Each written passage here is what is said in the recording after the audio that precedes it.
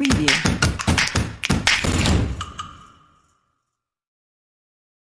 Hey guys, welcome to our channel Faction Olympiads. In this video, we are going to discuss another question from Pathfinder Kinematics, that is BYU 22. ये question भी air resistance पे based है. So let's discuss the problem statement first. So the question states, in a battlefield of ancient times, a soldier with catapult stationed on top. So that's the soldier जहाँ पे mark कर रहा हूँ मैं.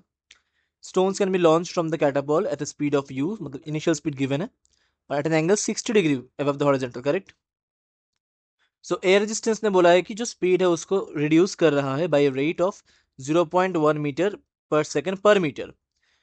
So question में ये पूछा है कि हॉरिजॉन्टल सेपरेशन कितना होना चाहिए जहां से हम लॉन्च कर रहे हैं और जहां पे ये एनिमी कैंप्स है. So let's draw the side view of this figure.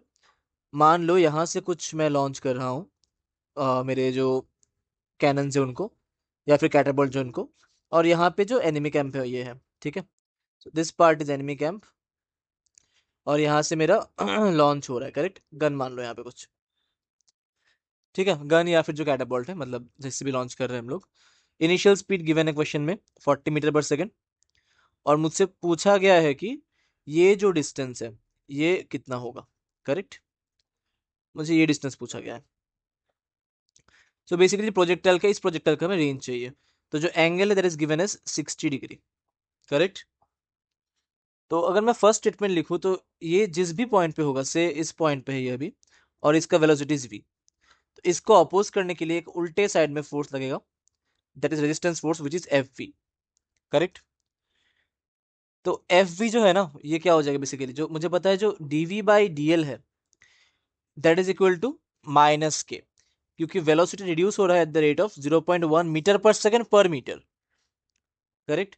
तो हर लेंथ वाइज, मतलब हर डीएल लेंथ पे वेलोसिटी रिड्यूस हो रहा है by rate of minus K, correct. तो D V by D T times of D T by D L लिख सकता हूँ मैं इसको, इक्वल टू माइनस के. और यहां से मुझे मिल जाएगा D V by D T is equal to minus के times of D L by D T, correct. अब तुम ध्यान से अगर सोचोगे ना, D V by D T हो जाएगा एक्सीलरेशन ऑफ द पार्टिकल, और D L by D T हो जाएगा वेलोसिटी ऑफ द पार्टिकल. क्योंकि एल बेसिकली क्या है, एल बेसिकली नेट डिस्प्लेसमेंट है, ना कि एक्स कंपोनेंट ना कि y component. L is the displacement, तो d L by D T is simply velocity vector, correct. अब मैं बस सिंपली इस पार्टिकल को देखूं तो इसके इस तरफ नीचे की तरफ v है, और पीछे की तरफ एक एक्सेलरेशन लग रहा है जिसका वैल्यू है के वी, करेक्ट. तो मैं ये लिख सकता हूँ ना, जो एक्स कंपोनेंट है, सपोज मान लो कि ये एंगल कुछ थीटा है, तो v का जो एक्स कंपोनेंट है that is v cos theta, और जो एक्सेलरेशन का X component that is K V cos theta, क्योंकि दोनों थीटा सेम होने वाला है. The reason I am taking X component is क्योंकि यहाँ पे मुझे एक्स डायरेक्शन में डिस्प्लेसमेंट चाहिए, तो मुझे एक्स डायरेक्शन में रेंज चाहिए बेसिकली. तो मैं हर एक वेलोसिटी एक्सेलरेशन का एक्स कंपोनेंट में रिजॉल्व कर दिया, करेक्ट.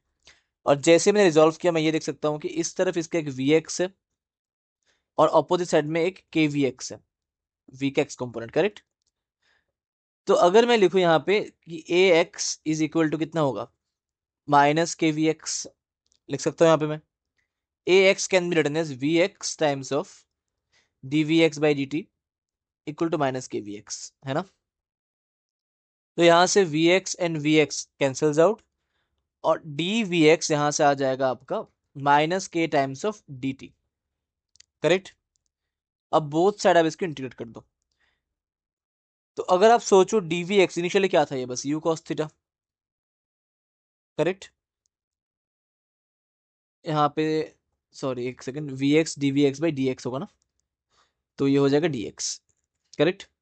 तो वी एक्स इनिशियली क्या था, यू कॉस थीटा, और फाइनली क्या हो जाएगा, जीरो जब ये नीचे गिर जाएगा. अल्टीमेटली तो ये नीचे गिर रहा है ना, करेक्ट. क्योंकि यहाँ पे मुझे कुछ हाइट वगैरह नहीं दिया गया है, बस जब ये रुक जाएगा तभी ये, मतलब वही उस बॉल का लास्ट पॉइंट होगा. डी एक्स इनिशियली क्या है मेरा, जीरो. फाइनली कितना हो जाएगा, L, let's call it L, correct. तो अगर इसको मैं सॉल्व करूं, मैं इस तरफ लेकर जाता हूं, ये बन जाएगा zero minus U cos theta, U is 40, cos theta is half, is equal to minus के टाइम्स ऑफ एल, एल मुझे निकालना है यहाँ पे, करेक्ट. तो यहाँ से मेरा एल आ जाएगा 20/k, के का वैल्यू 0.1, तो एल निकल के आ गया यहाँ पे 200 meter. Correct, and that's the answer. मतलब 200 मीटर दूर से अगर मैंने इसको लॉन्च किया, it will hit the enemy camp. Correct. और ये तब तक चलता रहेगा जब तक इसका एक्स कॉम्पोनेंट जीरो ना हो जाता, क्योंकि जैसे एक्स कॉम्पोनेंट जीरो हो जाएगा इसका एक्सट्रैक्शन ऑफ मोशन रुक जाएगा, तो ये और दूर नहीं जा सकता। करेक्ट।